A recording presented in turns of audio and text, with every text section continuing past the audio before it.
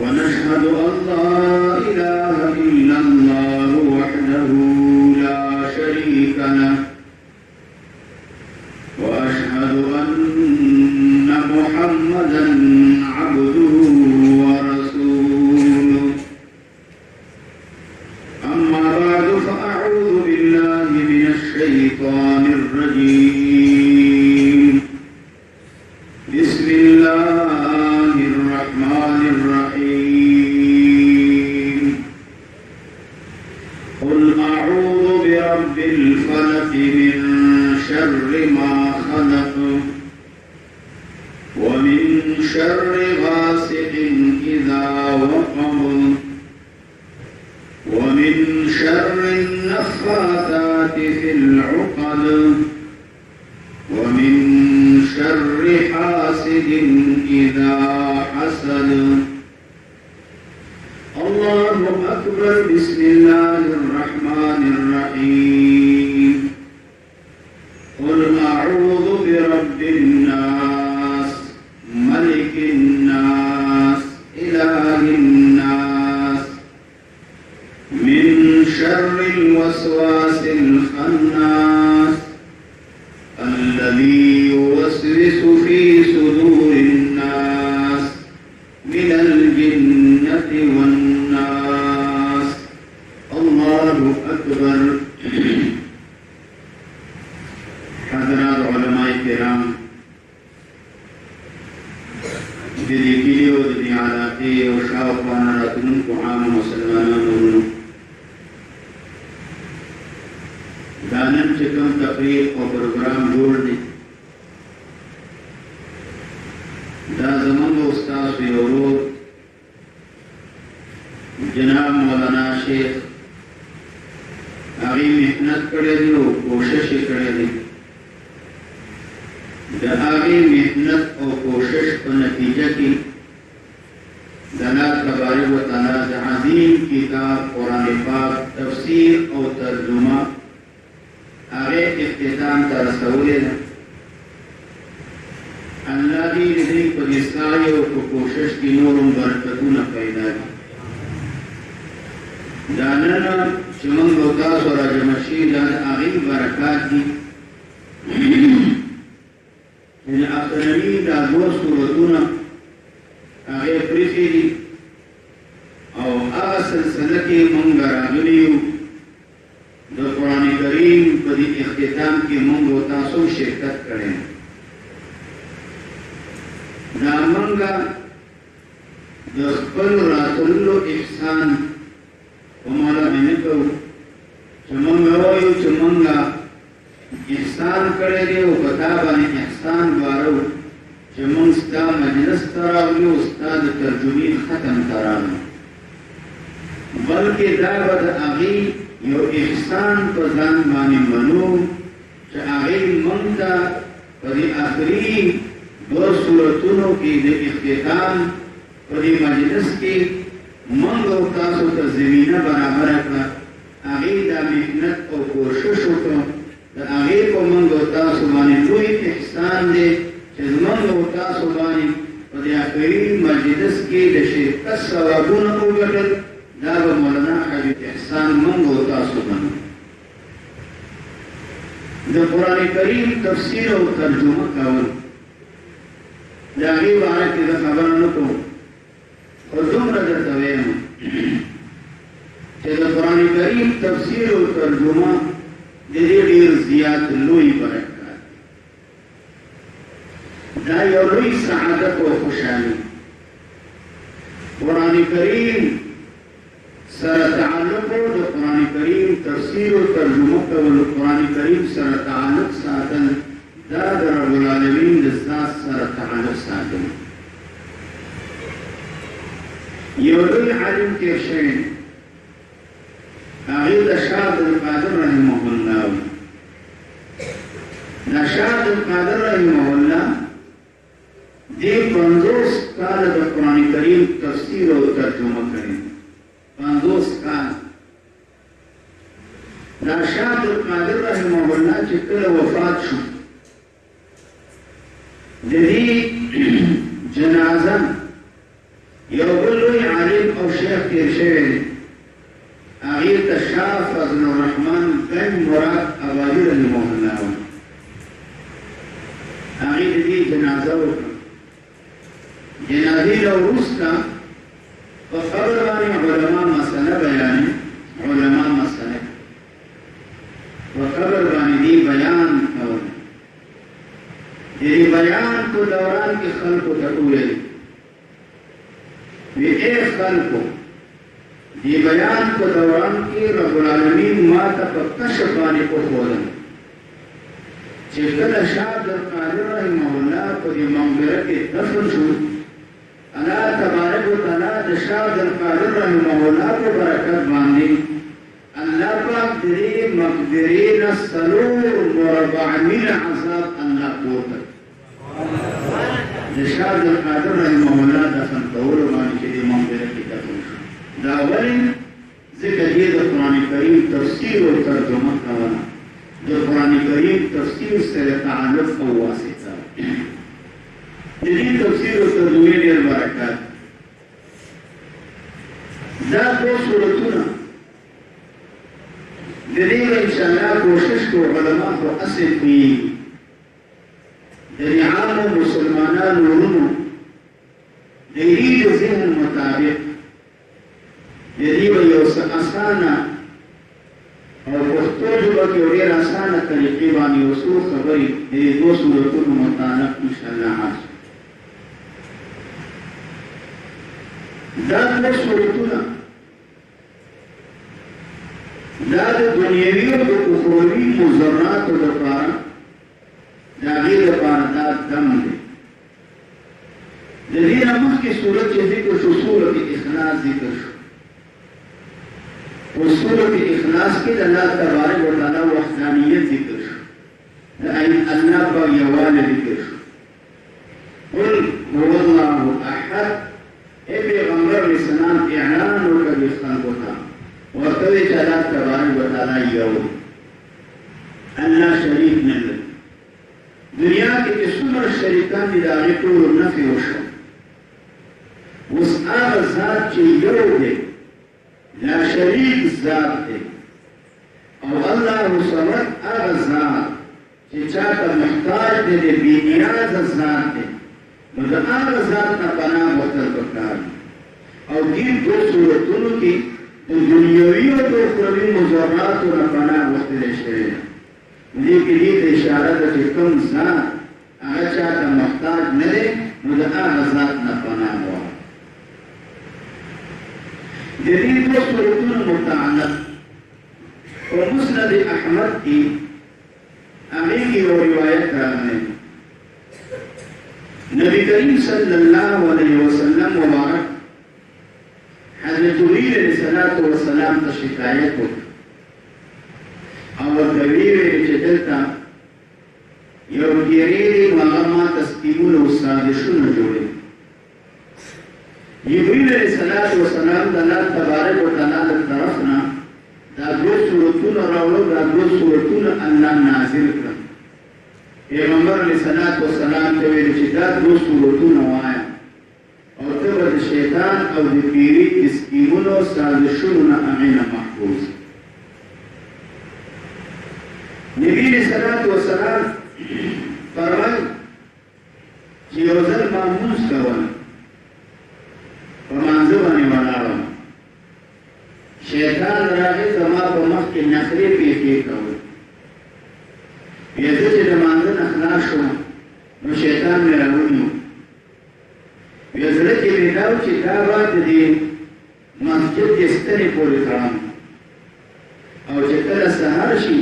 دی مدینی منوری دا مرشمان با قدیمانی موبیو خوی بیرا دا حضرت سلیمان علیہ السلام دعا آیات شا سلیمان علیہ السلام کو دعا کی کمیرہ کرن ذکر فقیریان و شیطانان و من سلیمان علیہ السلام کو متداغیر تسلط و دیوان یہ شیطان طریق پر ما مرتویلی چمی شورک شمخنن او شیطان بھی اورکن پیغمبر علیہ السلام شیطان نیولیو شیطان بانی تسلط پیدا کریو دا دی دو صورتونو برکت کله چې نبی کریم صلی الله علیه وسلم مبارک هغه هجرت وکړ مدینه منوره ته یهودو پیغمبر علیه السلام ته ډېر سکیمونه او سازشونه جوړول. یو سکیم او سازش د نبی علیه السلام د مرګ وکړ. یو قبیله او بني عامر قبیله نبی علیه السلام د یهودو سره معاهده کړې وه په مدینه منوره. د بني عامر قبیلې سره معاهده وه. د دې بني عامر قبیلې دوه کسان د مدینې منورې نه خپل کلي ته او قبیلې ته روان. په لاره کې یو صحابي دی حضرت عمرو ابن امیہ زمري رضی الله عنه هغه د معاهدې نه خبر نه و. هغه ولګېدل دا دوه کسان د بني عامر قبیلې دواړه ووژل. هغې ویل چې دا کافران دي، کافران وژل پکار دی، دواړه ووژل. پیغمبر علیه السلام مبارک خبر شو. نبی علیه السلام ورته دې خلکو سره زموږ معاهده وه، د معاهدې په اساس باندې باید دا چې دا وژلې شوي نه وي. خو ویل چې ووژل شو نبی علیه السلام یو قبیله و په مدینې منورې کې غټه قبیله وه، هغې ته بنو نذیر ویل. دا د نبی علیه السلام سره په معاهده کې وو. نبی علیه السلام بنو نذیر قبیلې ته ورغی او دې لپاره ورغی چې د دې دوه کسانو خونبها دیګه موږ سره تاسو مدد وکړي چې د دوه کسان وژل شوي دي، د دې د وینې قیامت ورکړو خونبها وکړي. نبی علیه السلام د بنو نذیر قبیلې د مشرانو سره د هغې سره خبرې وکړې. هغې ورته ویلې ټیک ده، صحیح ده، او تاسو لږ انتظار وکړئ، دلته کښېنئ، موږ به مشوره وکړو او مشورې نه وروسته به موږ تاسو ته جواب درکړو. نبي علیه السلام یو کور د هغې دیوال ته پیغمبر علیه السلام کښېنستی، لیکن یهودو پټ سازش وکړ. یو کس بدبخته هغې ته عمرو بن حجاج ویل، دې ته یو غټ کاڼی نه د بیچنې تل ورکړ او ورته ویې ویلې دا بره چت ته اوچت کړه. نبي علیه السلام باندې د پاسه د چت نه په دې سر باندې را وغورځاوه چې پیغمبر علیه السلام نعوذ بالله دلته وفات شي. نبي علیه السلام ناست انتظار. په دې کې حضرت جبریل علیه السلام راغی. نبی کریم صلی الله علیه وسلم ته وایي چې څنګه ناست یې، دلته څه کوې؟ هغه ورته وایي چې ناست یم، دا یهود مشوره کوي او دې دپاره ناست یم چې هغې به ما ته جواب راکړي چې د دوه کسانو خونبهان کې زموږ سره مدد وکړي. هغه ورته مشوره نه کوي، بره کاڼی اوچت کړی دی، مضبوط کاڼی و هغه در باندې غورځوي. جلیل القدر صحابه کرام ابو صدیق رضی الله عنه، حضرت عمر رضی الله عنه، نور صحابه کرام مبصره دي. پیغمبر علیه السلام فوراً د دې ځای نه حرکت وکړ. دې اوږده واقعه د نبي علیه السلام بنو نذیرو سره جهاد شروع. هغې جلاوطن کړه، د خپل وطن یې وشړله، ویې داسې معاهده ماته کړه. یو نبي علیه السلام کې دا سکیم او سازش جوړ او دویم نبی علیه السلام باندې سحر وکړ، جادوی پرې باندې وکړه. د یهودو یو دوست و لبید ابن اعصم، هغې ته اشرفۍ ورکړې، پیسې یې ورکړې. د نبي علیه السلام ویښته مبارک یې هغه لاس ته راوړه، هغې حاصل. امام ثعلبي لیکي چې یو هلک د پیغمبر علیه السلام خدمت دی کول. لبید ابن اعصم هغه په چل باندې وغولوه، د نبي علیه السلام ګومز او د هغې مال غاښونه ترلاسه کړل. د نبي علیه السلام دا ویښته دی 11 غوټې ورکړې.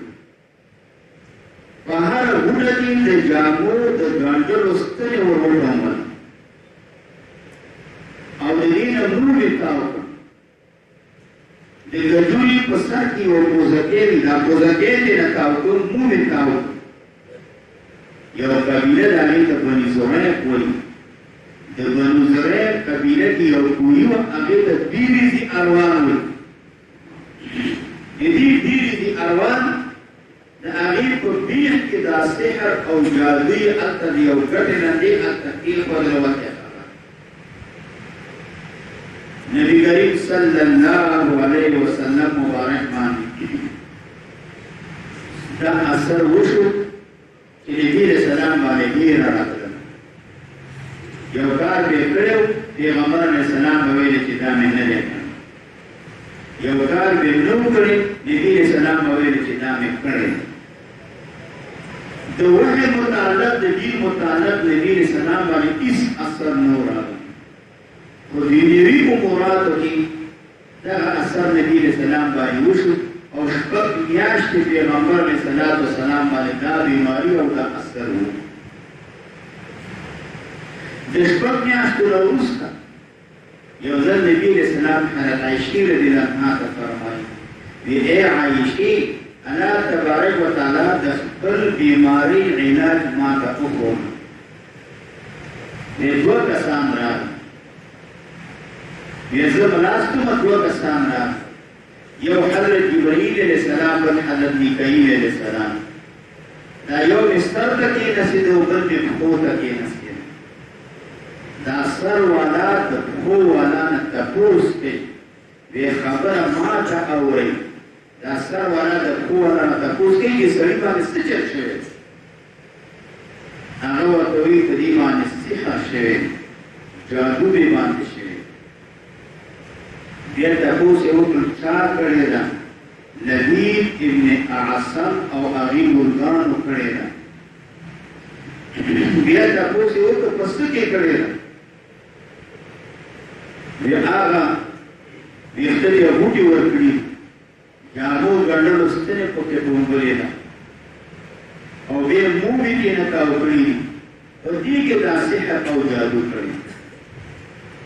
او بیا تپوس یې ترېنه وکړو چې دا سحر او جادو دا په کوم ځای کې ده؟ وی دا بني زریق قبیله کې ډیریزي اروان کې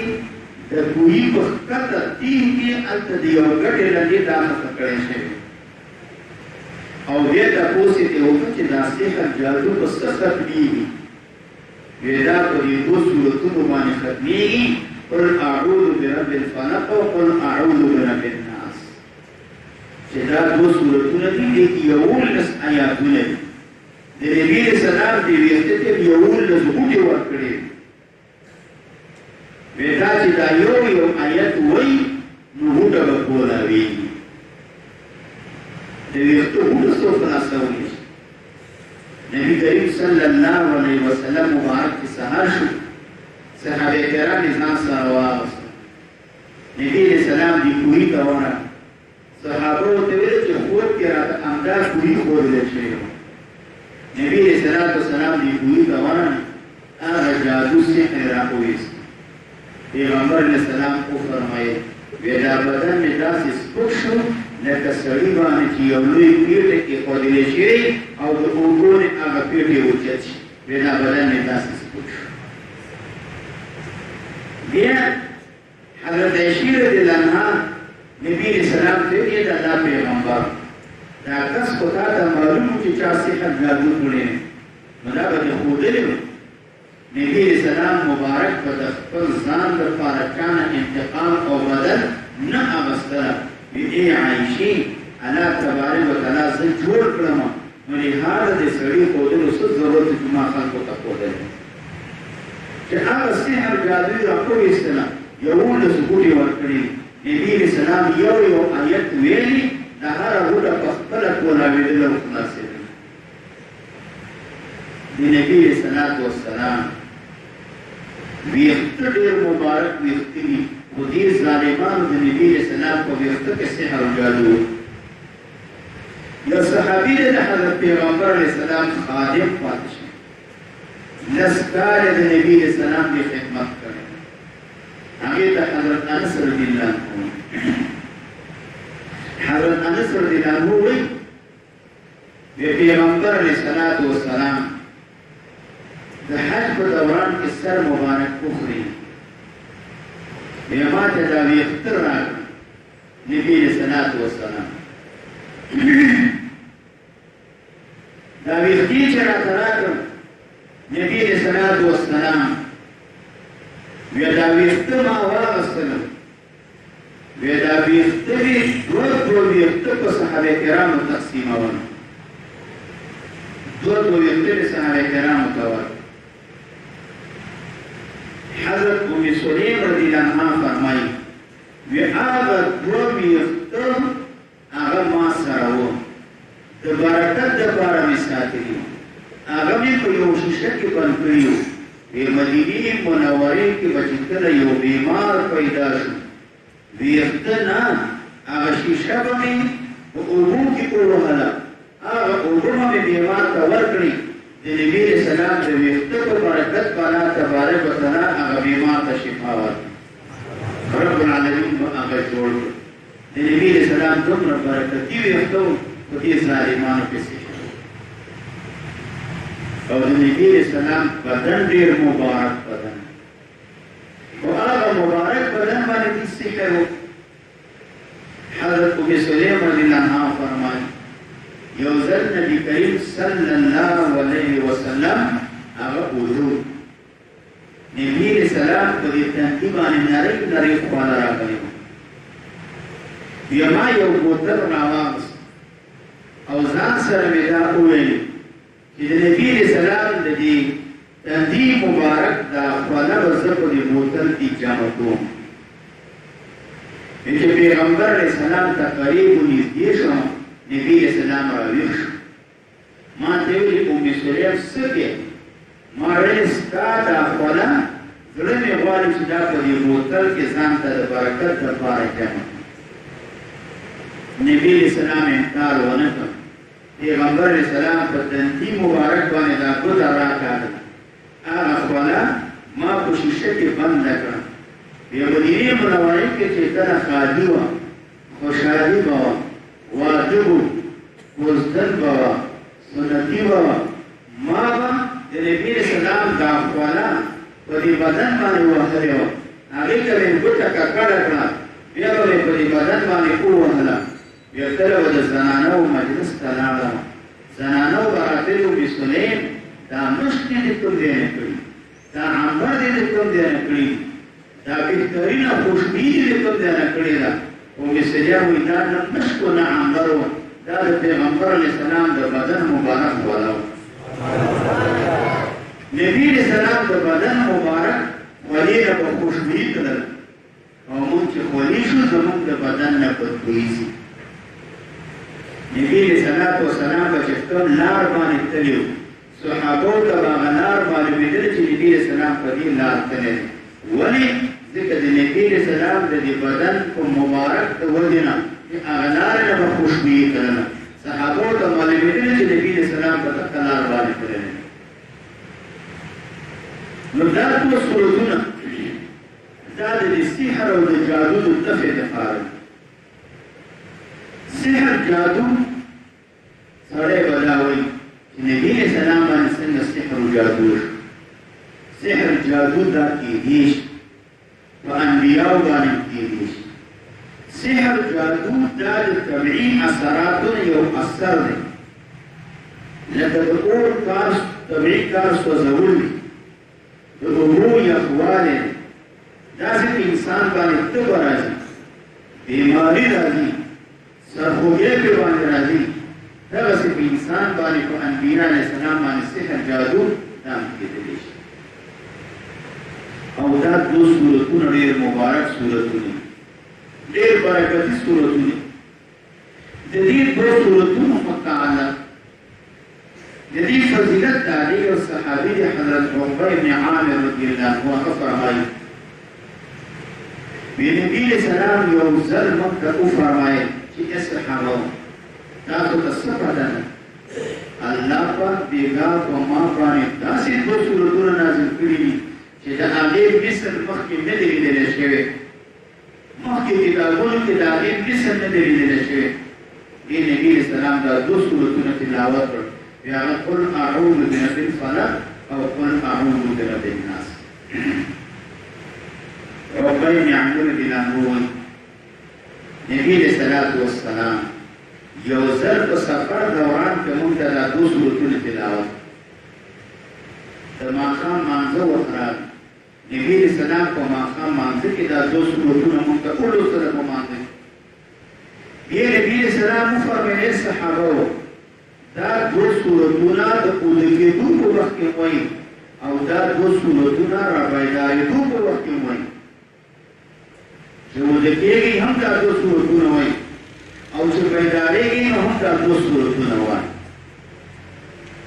حضرت عائشہ رضی اللہ عنہا فرمایي نبی علیہ السلام به دا دوه سورتونه وویل، بیا به دا دواړه سورتونه په لاسونو باندې چوف کړي، بیا به نبی علیہ السلام د سر نه واخله تر پښو پورې چې دا لاسونه به کوم ځای د بدن ته رسېدله، دا دواړه لاسونه به په ټول بدن باندې نبی علیہ السلام دا وګرځول. بیا کله چې پیغمبر علیہ السلام بیمار شو، نبی علیہ السلام بیماری ډېره شوه، بیا دا دوه سورتونه لوستلی نه شم، بیا ما دا دوه سورتونه ولوستل، بیا به د پیغمبر علیہ السلام لاسو مبارکو باندې چوف کړي، دام کړي. نبی علیہ السلام دا خپل دواړه لاسونه مبارک په دې ټول بدن باندې وګرځول.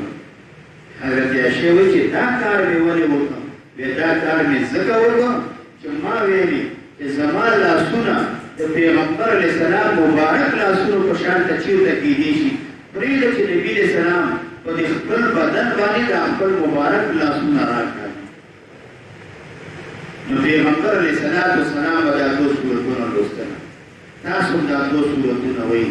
د دنیوي مضراتو او د آخرت د ضررونو ټولو دپاره د بچاو دپاره دا څو سورتونه راته. بسم الله الرحمن الرحیم. قل اعوذ برب الفلق. قل ورته پیغمبر علیہ السلام اعوذ پناه سے برب الفلق پر رب سبابا. الله تبارک و تعالی په ټول صفاتونو کې د خالق ذکر. بلکې قرآن حکیم کې الله صفات راغلي خالق الاسباح چې الله د سبا چونکي او دا صفات دغه ذکر شو ځکه شپه د مضراتو نه د ضررونو نه ډکه وي چې سبا راوخي دا ټول مضرات او ضررونه ختمي او دا سبا وخت دا ډېر برکتي وخت. نبی علیہ السلام د سحر وخت لپاره دعا کړې ده، اللهم بارک لنا فی بکورنا، یا الله زموږ په دې سبا د پیشګیوي ټیم کې سحر په ټیم کې برکت واچوي. نو دې وجې نه پیشګیوي سحر وختو کې څوک مطالعه کوي هغې کې به برکت، دنیوي مطالعه څوک کوي دستور طالب هغې کې به برکت، څوک تجارت کوي سحر وختي په هغې کې به برکت. دا سحر ټیم دا به ډېر برکتي ټیم او دا سحر ټیم متعلق مولانا روم لیکلی چې دا سحر ټیم ډېر برکتي دی. هغې یو واقعه لیکلی مولانا روم دنیا کې دا سپیان اوسي، دنیا کې دا ګړې بيزي چلۍ ژوند تېروي اوسي. دا چلی چې دا یو بچې دوه ډېره کمې چې درې او څلور خو بیخي نادر ډېر کم او چینیانې مېلمه ته هم خلک حلالوي، قرباني کې هم حلالوي، قصابان هم حلالوي، تحفه کې هم خلک یو بل ته وړي، ذبحه کېږي، خرڅېږي را خرڅېږي. خو بیا چې دنیا کې ګورې د چیلیانو رمې شترې 50 دانې 100 دانې 200 دانې تر 200 پورې رمې د ګډوانو شته. دا سپیانو دنیا کې اوسي. یوه سپی کم از کم هغه 15 شپږ تر 10 پورې بچي لري. 10 کوم زنانه چې 3 بچي لري یا 4 بچي لري نو خلک اول ښځې زنانه وویل دا خو ګپ ورسره لګېدی، دا خو سمه سپی چې ډېر بچي راوړي. یقینا سپی ډېر بچي راوړي، 10 پورې بچي راوړي، خو کې ګوره د سپیانو رمې نشته، نه خرڅېږي، نه حلالېږي، نه خلک خوري، نه تحفه او ډالۍ کې خلک چاته ورکوي، خو بیا هم دنیا کې د سپو رمې نشته. دا ولې؟ د هغې وجه دا ده چې دا سپی تمامه شپه غاپي، چوکیداري کوي. د پیشنوي ټیم چې راشي دا سرکوزې ځان طرف ته کې وکلاره ودي چې کېته ډېران همدا ګټه نه ده. سړک په غاړه مودي او دیوال په غاړه باندې پیشنوي ټیم نه باندې دا ودي، هغه په رتبتي ټیم کې خوب دی او چیرې تمامه شپه ودی. کله چې پیشنوي ټیم شي، سهار بانګور ټیم شي، دا بیداره بیا خوب نه کوي، بس په لاره ویښه وي. بیا ځکه د الله په چیلو کې برکت اچولی دی،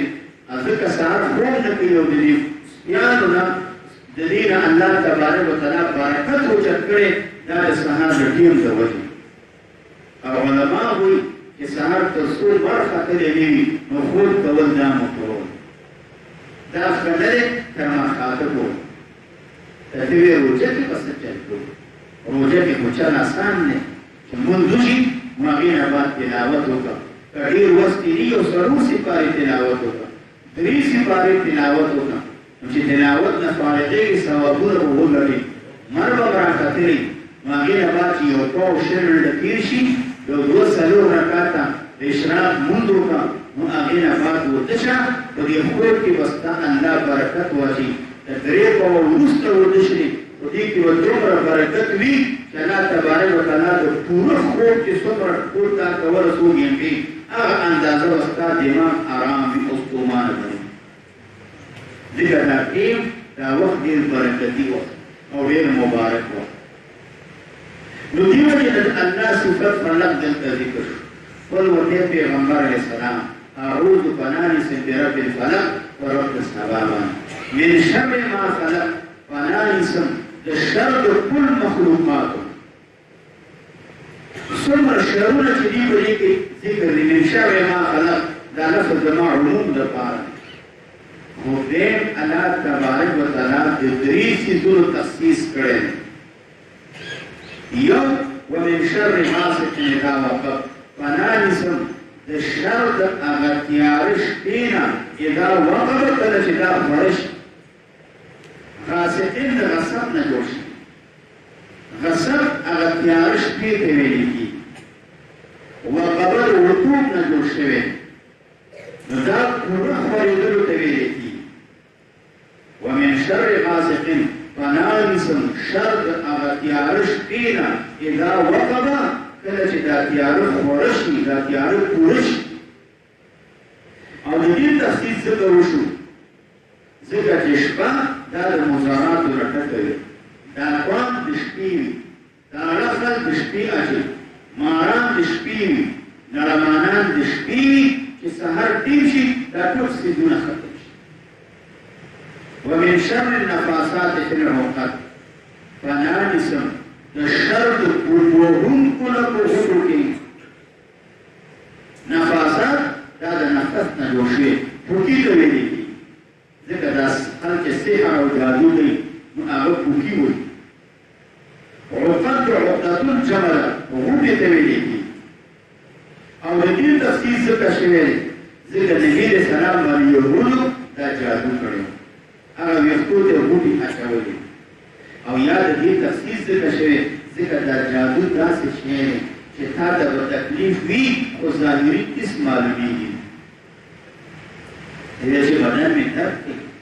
ما ته تکلیف دی، ذهن مې کار نه کوي، پریشانه یم،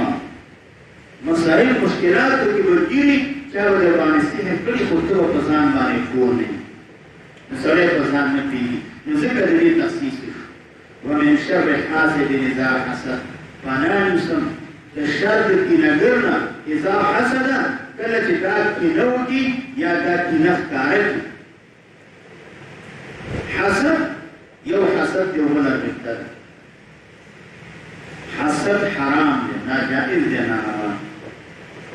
حسد دې ته وایي چې یو کس ته رب العالمین نعمت ورکړي، ته داسې وې الله تبارک وتعالی د دې نه دا نعمت واخلي او ما دې راکړي، دې ته حسد وایي، ناروا. او حسد دومره بدترینه ګناه ده چې اول حسد په اسمانونو کې ابلیس کړی د آدم علیه السلام سره انجام یې وګوره دنیا او آخرت دواړو کې لعنت اول حسد په ځمکه کې حابیل هغې کړی دی د حابیل سره آدم علیه السلام زوی کړی دی وګوره څومره دنیا کې قتل کېږي د قابل حصه پکې ده ځکه دا نتیجه د حسد ده ځکه دې د خپل ورور سره حسد او کینه او یو غبطه ده غبطه پسخېدلو ته ویلي پسخېدل دې ته وایي چې ته دا وایې چې الله تبارک وتعالی مولانا حبیب الله صاحب ته دې علم ورکړی دی یا الله داسې علم ما ته مراکب خو د دې نه وانخلي یا الله تبارک وتعالی ابلالي ته دې یاستو ښکلي بچي ورکړي دي مانځه کې دی حاضر وي روژه دی نیسي تلاوتونه دی کوي نفلونه دی کوي د ملا خدمت دی کوي د قاري خدمت دی کوي د جومات خدمت دی کوي د مدرسې خدمت دی کوي الله داسې نیکان بچي دي ورکړي د دې حاجي صاحب ته دا بچي وانخلې خو داسې بچي ما ته مړه او یاد کوي چې الله تبارک وتعالی تا دې مولانا صاحب ته د مولوي صاحب ته عزت ورکړې رب العالمین داسې عزت ما ته راکړي خو د دې نه وانخلې یا الله تبارک وتعالی تا فلاني حاجي صاحب ته مال دولت ورکړی دی هغه مال دولت مدرسه کې خرڅ کړي جومات کې خرڅ کړي محتاجانو ته ورکړي غریبانانو ته ورکړي مسکینانو ته ورکړي نیکانو ته ورکړي علماو ته ورکړي طالبانو ته ورکړي یا الله تبارک وتعالی داسې مال دولت ما ته راکړي هغې نه وانخلي چې زه یې خرچه کوم دې ته غبطه وایي پسخېدل وایي غبطه دا ناروا نه بلکې دا جائز نه بلکې دا مستحب ده او حسد چې کوم دی دا حرام او که د حسد او د کینې نه سړی ځان وساتي نو دا انسان جنتي کېدی شي الله تبارک وتعالی به د دې یو عمل د وجې نه دې انسان ته جنت ته راوړي یو صحابي دی حضرت عمرو بن عاص رضی الله تعالی عنه هغه وایي چې موږ د نبي علیه السلام په مجلس کې ناست په دې مجلس کې پیغمبر علیه السلام وفرمایل ای صحابو یو کس را روان دی او جنتي دی بیا موږ انتظار وکړو چې څوک به راشي ځکه دا خو ډېره پټه خبره ده دنیا کې روژې د جنت دپاره دي منځونه د جنت دپاره دي نیک کارونه د جنت دپاره دي مال خرڅ کول د جنت دپاره دي زموږ دا ټول عبادت دې دپاره دی چې رب العالمین راته جنت راکړي دی یو سړي ته چې دنیا کې د جنت زیری کېږي دا څومره د خوشحالۍ خبره بیا موږ ګورو چې یو انصاري صحابي راغی او دې صحابي دا خپل پاڼې په کس لاس کې نیولي تازه او کس یې کړی دی او د دې ګیرې نه دا تازه اوبه ښکته بهیږي مجلس ته راغی دویمه ورځ بیا پیغمبر علیه السلام همداسې وویلې همدا صحابي راغی دریمه ورځ بیا پیغمبر علیه السلام همداسې ویلې چې یو کس را روان دی جنتي دی همدا انصاري صحابي په همدغه شکل باندې راغی چې دریم ځل شو ما دې انصاري صحابي ته ویلې چې ما کور کې داسې شانته کړی دی زه تا سره ځم او تا سره به 3 ورځې تېروم او ته به ما سره یو ځای اوده کېږي هغې ویلې صحیح ده راغله دې صحابي سره لاړه او دې لپاره لاړه چې زه دا راز معلوم کړم چې آیا دې ته د جنتي کېدو زیری شوی د دې راز څه دی ولې نبي علیه السلام دنیا کې دې ته جنت زیری وکړي زه چې ورسره لاړم ماسوتن لمونځ یې وکړ په جمع باندې په خوله باندې څه کلمات ویلي ویده شو انتظار شپې به نفلونه کوي تهجد به کوي عبادت به کوي رب العالمین ته به ژاړي هېڅ یې ونه کړه نه اوچت شو نه تهجد یو شی یې ونه کړه سهار چې اذان وشو بانګ وشو اوچت شو او دس یې وکړه چارندان یې وکړه بیا بیا لمونځ یې په جمع باندې وکړه دویمه ورځ هم داسې تېره شو درېیمه شپه هم داسې تېره شو بیا درېیمه ورځ مو ورته ویل ما څه شرط نه وکړ نو نبي علیه السلام 3 ورځې ویلې یو کس را روان دی جنتي دی ته راغی نو ما ستا راز معلومول غوښتله چې تا ته د جنت زیری څنګه پیغمبر علیه السلام کړی لیکن ستا ما ته خو ډېر عمل معلوم نه شو او نبي اسلام بیا هم تا تذکیه کړ بیا ما دغه صحابي ته وویل انصاري صحابي زما دغه عمل دی چې تا ولیده د دې نه ما سوا نور عمل نشته بیا داسې لږ شان ته چې زه لاړم ما دې اواز وکړ ما ته ویل او یو خبره ما شته دی هغه دا ده چې دنیا کې زما د هېڅ مسلمان سره په زړه کې کینه او بغض نشته یا ما ورته ویل چې بالکل چې پیغمبر علیه السلام تا د جنت د طلوع زیری کړې د هغې وجه دا ده چې ستا په زړه کې حسد او کینه نشته دې وجې نه علما لیکي چې حسد او کینه د زړه نه ویستل دا د جنتي کېدو علامه او نښه بسم الله الرحمن الرحیم قل اعوذ برب الناس قل اے پیغمبر علیہ السلام اعوذ پناهیسم برب الناس فرب د خلقو باندې ملک الناس کو بادشاہ د خلقو باندې الہ الناس کو معبود د خلقو باندې دا ناس په دې صورت کې 15 ځای راغلي د عربي اصول قاعدې مطابق په داسې پکارو قل اعوذ برب الناس ملکهم الہهم پکارو چې ضمیر راځي شی خو دا ناس 15 ځل راغلي علماء وی دا 15 ځل ذکر ذکر شوی دی ځکه د اول ناس نه مراد تینا ماشومان مراد ورته پیغمبر اسلام اعوذ پناهیسم برب الناس پر رب د ماشومان ځکه قرینه په باندې رب دی ځکه ماشومان تربیت ته ډېر ضرورت لري د دویم ناس نه مراد د دې نوجوانان مراد دي ولې قرینه په باندې ملک دی ځکه منډه تلل او بادشاهي کول دا د نوجوانانو کار دا دریم ناس نه مراد سپینګري بوډاګان ته نه مراد دي ځکه الہ په باندې قرینه ده ولې ځکه چې انسان بوډا شي سپینګري شي هغه الله تبارک وتعالى ته متوجه شي مخکې دروغ ویل اوس بوډا شو دروغ نه مخکې ظلم کول اوس ظلم نه کوي مخکې دې چې دنو جواري کول اوس یې نه کوي مخکې د خلکو مالونه خوړل اوس یې نه کوي مخکې غیبت کول اوس یې نه کوي نو ټول ګناهونه سړی چې بوډا شي سپینګري شي هغه پرېږدي الله دې موږ ټولو ته د پرېښودو توفیق نصیب نو ځکه د الہ په باندې قرینه ځکه انسان بوډا شي بیا د جومات طرف ته د عبادت طرف ته متوجه شي او که هغه بهر افاتو حاصل کوي نو دې خلکو ته په معاشره کې ښه نه ښکاري یو سپینګرې بوډا دی هغه پروت دی یو ګپ شپ لګي خلک ورته وایي سپینګرې ته دې ور استاد یې کار کوي دې ځای کې خوله وخوځوي خلک وایي دا سپینګرې ته دې ورو دې خوله ته دې چې دا څنګه خوځي چې جومات ته نه راځي خلک وایي سپینګرې فلانې بوډا شو عقل یې زده نه وګوره سپینګرې شو خو چېرته جومات ته رانه ځکه چې سپینګرې بوډا شي نو جومات ته سړی متوجه شي رب العالمین طرف ته متوجه شي دا څلورم ناس نه متقیان پرهیزګاران خلک مراد دي ځکه شیطان چې وسوسه اچوي متقیان پرهیزګارانو کې اچوي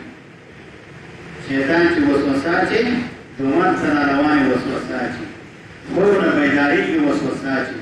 نیک کار کې وسوسه اچوي صدقه کې وسوسه اچوي زکات ورکې وسوسه اچوي ترجمې ته راځي وسوسه اچوي څنګه جومات ته ځي لاړ شي هلته به قرار جومات کې ناست دی انټرنټ د ګورې څلور کې کېږي او چې لاړ شي بیا راځي مولانا حبیب الله بن خفي دې نه بیخي سمه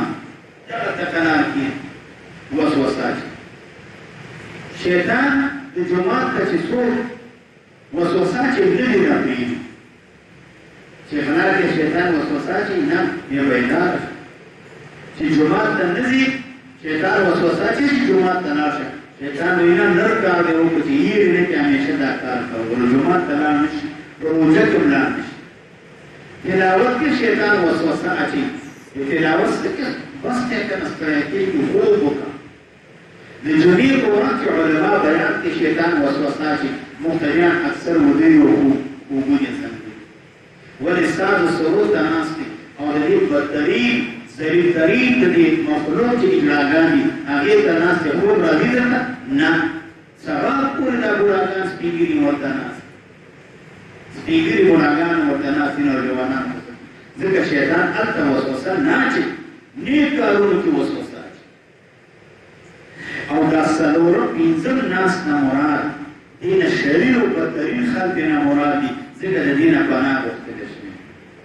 نو قل ورته پیغمبر علیه السلام اعوذ پناه نیسم برب الناس په رب د خلکو باندې ملک الناس په بادشاه د خلکو باندې اله الناس په معبود د خلکو باندې من شر الوسواس الخناس پناه نیسم د شر د وسوسې اچونکي نه الخناس چې په شا باندې تلونکی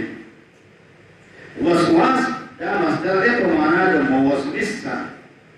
شیطان ته وسواس وایي دا د مبالغې د وجې نه ولې ځکه شیطان کل کې کل وسوسه خناس معنا په شا باندې تلونکی حدیث کې راځي نبي علیه السلام فرمایي چې کله د الله ذکر وشي شیطان خنسا دا په شا باندې ګرځي وله زرات هوا دې نه کېږي او منډې وهي شیطان کله چې مؤذن اذان کې الله اکبر الله اکبر شیطان په شا باندې منډې وهي ذکر نه تختی هوا دې نه وځي او منډې وهي بیا موکین چې کله اقامت شروع کړي بیا شیطان منډې وهي هوا دې نه وځي او منډې وهي زغمي نو هغه زغمي منډې وهي دا خو دې نه مؤذن دلته زور وویسته مکبر کې نه تکبیر کې زور وویسته او چې کله مونځ شروع شي شیطان واپس راشي حدیث کې راځي چې صفونو کې پرجه او خالیوالی وي نو دا شیطان لکه د بیزي د بچي په شان ته په سر کې وځي نه وځي